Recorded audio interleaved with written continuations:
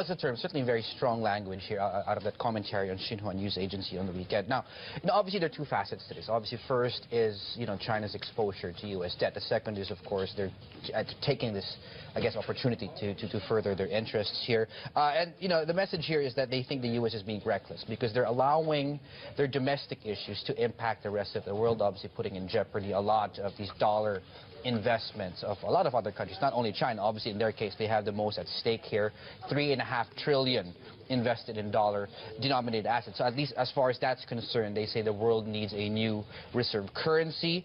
And they're saying that now, obviously, you're seeing a lot of debate at this point, that it's a good time for the world to sort of rethink and reconsider what the future should look like, and as you mentioned, how it can build a de-Americanized world. Now, obviously, currency is one part. It's not the only part. Another part is, we all know China wants to have at least more say in global affairs. So, for example, they're saying the U.S. has to respect more the sovereignty of other countries, not to meddle into the domestic issues of other countries. Plus, of course, in their case, they also want a bigger say in bodies like the IMF, the World Bank, for example. Yeah, so maybe being opportunistic.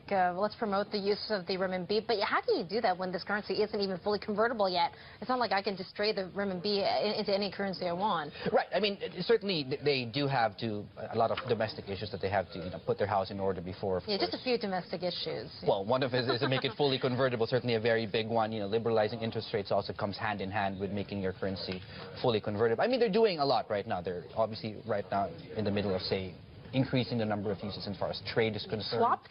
Swap deals with the use of the yuan. That was just announced last week with the ECB, which is a big deal. Yeah, it's a big deal. Obviously increases the supply of renminbi out there.